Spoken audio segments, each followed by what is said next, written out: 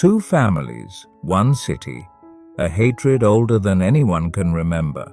In Verona, peace is a fragile dream. The Montagues and Capulets, two powerful families, are locked in a feud that seems endless. But what happens when love blooms in the heart of this hatred? Tonight we meet two souls whose love defied their families, their fate, and even death. Romeo and Juliet. Their names are forever linked to one of the most tragic stories ever told. But how did it come to this? And why do we still remember them centuries later?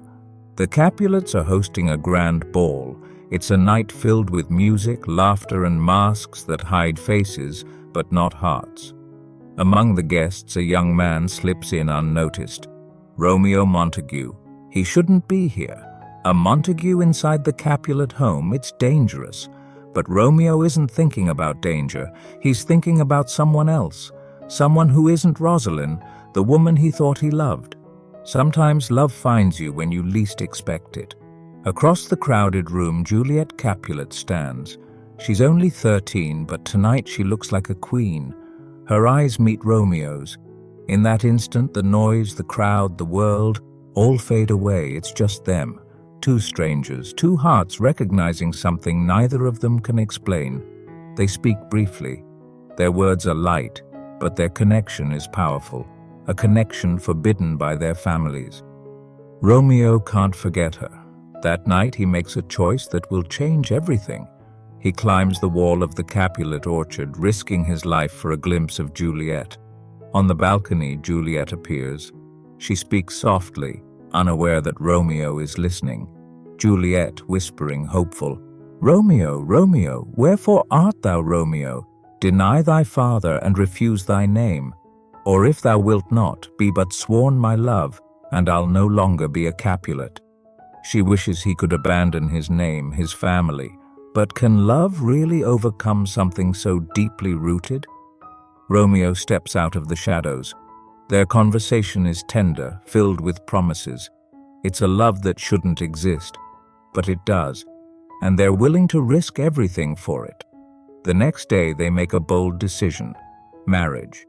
With the help of Friar Lawrence, they exchange vows in secret. Their love is now sealed, but secrecy comes with a price. Friar Lawrence hopes their marriage will end the feud. He believes love can bring peace. But outside the chapel, the world remains the same, hostile and dangerous. Meanwhile, tensions between the families continue to rise. Tybalt, Juliet's fiery cousin, discovers that Romeo was at the ball. His anger burns and he challenges Romeo to a duel. But Romeo refuses. How can he fight the cousin of the woman he just married? Mercutio, Romeo's best friend, steps in. Mercutio, mocking Tybalt, "Come, sir, you're passado." Swords clash, the fight is fast and brutal, and then it happens. Tybalt strikes. Mercutio falls, wounded and gasping. His laughter fades into silence. Mercutio, whispering in pain, "A plague of both your houses." Romeo, overwhelmed by grief and rage, makes a choice in the heat of the moment. He challenges Tybalt and kills him. The consequences are swift. Romeo is banished from Verona. Juliet's world collapses. Her husband is gone, and her parents, unaware of her secret marriage, arrange for her to marry Paris, a wealthy suitor. Desperate, Juliet turns to Friar Lawrence again. He offers a dangerous solution, a potion that will make her appear dead for 42 hours, enough time for Romeo to return and take her away. That night, Juliet drinks the potion.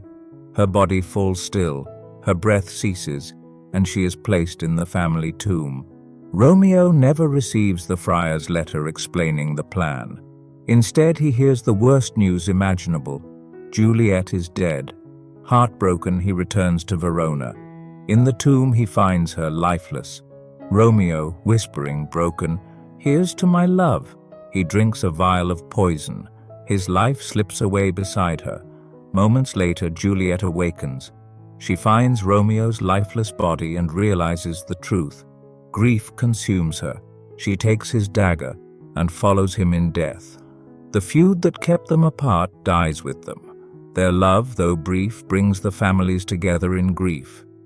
Romeo and Juliet didn't live to see peace, but their story lives on, a reminder of what happens when love is silenced by hate. If this story touched your heart, let others know. And if you believe in love, even when the odds are against it, subscribe for more stories that remind us of the power of the human heart.